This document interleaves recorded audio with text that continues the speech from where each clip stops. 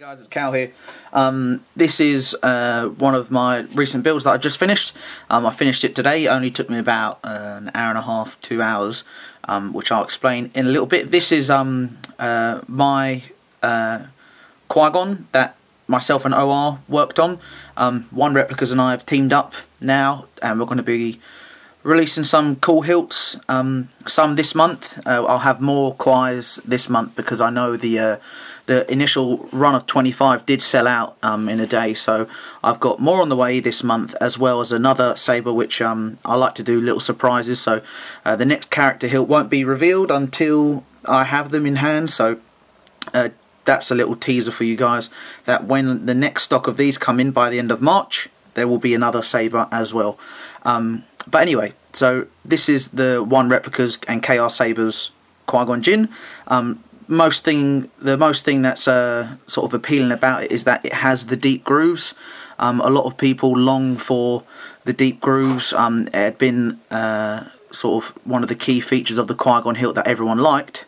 I'm just trying to get my light on it to show you, but the deep grooves are there. If I can just try and find something to show that the deep grooves are there. So I've just got a little washer and just went straight through, so you can see those deep grooves are there. So One Replicas had done a Qui-Gon Jinn in the past, but it didn't have the deep grooves. Vader's Vault and Saber Concepts did do a deep groove Qui-Gon. It was a limited run that they did. Since then, I don't think I have seen another deep groove Qui-Gon Jinn. But it was the Saber that got me into the hobby in the first place, was that I had all of the Hasbro and Force FX lightsabers, and my favourite character was Qui-Gon Jinn, and I always wanted his lightsaber, but never could. Unfortunately, I couldn't afford the Vader's Vault version at the time, so it was definitely on the top of my list in terms of doing a run, so I'm really happy, and this is sort of important to me that I was able to get this lightsaber done, as it's got me to where I am today in terms of the hobby itself. If I hadn't have ever contacted One Replicas to buy my first Qui-Gon Jinn, I would have never started building lightsabers. So anyway, enough of that boring stuff. So the hilt is completely CNC machined. It is polished shroud, sort of a fingerprint magnet. I apologise, I should be wearing gloves. It's got polished flange. The body is anodised. Also got a pommel insert there, which is based off I think it's called Qui-Gon's image caster. If you remember from the first film, he holds it in his hand, and the hologram is floating above it. We've got CoverTech wheel there, all black anodised again. Nothing's painted or powder coated. Is all anodised. You've got red button activation, really responsive switch, doesn't rattle or anything. It's a nice responsive switch, and great sort of tactile feedback, which you'll hear in a sec. I've definitely got to give a massive shout out to Darth Rio again. A lot of you know, who follow my YouTube channel and my work, that I use a lot of the 3D printed parts by GOTH3D Designs, or Darth Rio, some of you may know him. I sent him a hilt as a gift, as well as an opportunity for him to design a really cool chassis for, which he did. So you'll see here, you've got the bass speaker.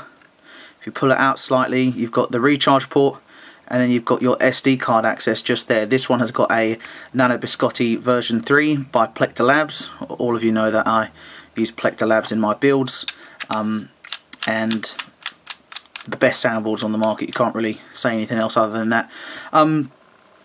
So currently Rio's just finishing up the guide for people who got in on the first run.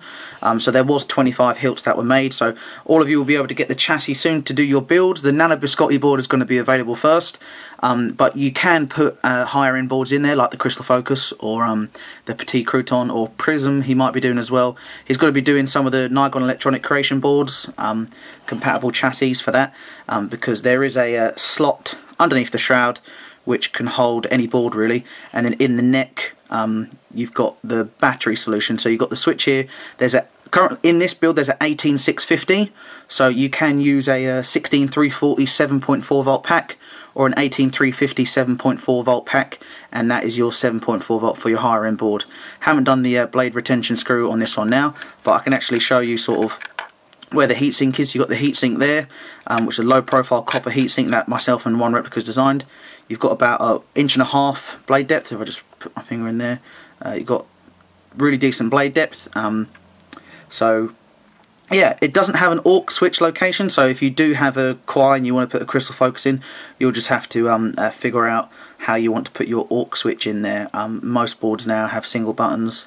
More of the popular boards, sorry, have single buttons like the Nano Biscotte. So, but I'm sure any installer who you send it to will be perfectly capable of doing that. So if I just boot it up, got a Cree green white flash on clash, really nice and loud, and it's just turn it off really. So you got on and off, and then you just hold it to change the sound fonts. I'll put some cool Qui-Gon fonts on there.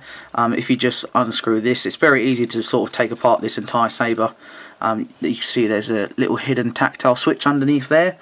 We designed a switch assembly, very clever switch assembly that allows sort of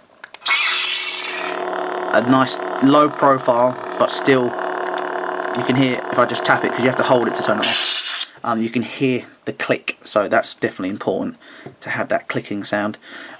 So that's the hilt itself. What I'll do now is I'll pop a blade in and you can see what it's like fully illuminated. So I've got the hilt here. Let me just make sure it focuses. Just a bit of size reference that you can see what it's like in my hand. You can see the deep grooves a little bit better there. Definitely the key design feature of the Qui-Gon. So I've got a 1-inch blade. Let me just grab it quickly. Okay. So I've got the blade there, and I'll just turn it on. Cree are very, very bright. I'll just try and get it in on camera there. Let's have a look. Need to pull it down a little bit. Okay, if I zoom out just a little. So daylight here in England. So we've got almost there. There we go, we've got the blade there. And the flash on clash. See that there? I'll just hit it with my foot. Ooh. Got that nice flash on clash. And then just power down. Hold it down to change the fonts.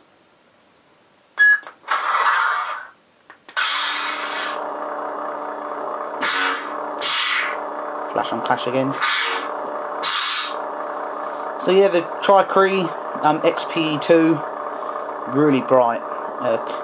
It's probably the brightest green that I've seen. So you've got sort of got full illumination there. Obviously it seems a bit brighter on camera. And the power down again.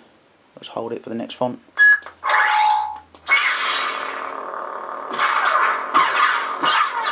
I'll just pick it up. Got the swing sounds. Swing sounds on the other font.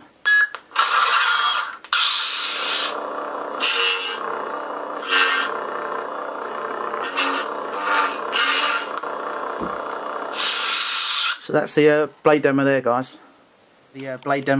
So once again, thanks very much for watching. Go ahead and hit subscribe if you want to see more of my Saber videos. Massive shout out again to Cedric from GOTH3D Designs for designing a brilliant chassis for this. Also to One Replicas for collaborating with me. His detail or eye for accuracy is just unlike no other. So I'm super pleased with it. We've got some really cool, exciting things to happen this year. You'll definitely be seeing some cool hilts coming out from ourselves. And I'll try to keep all of you guys updated with the progress. So definitely like the Facebook page, follow it, because I announce something on there pretty much every day. So you guys will be fully aware of what's happening here. But yeah, thanks again for watching as always, and I'll see you on the next video.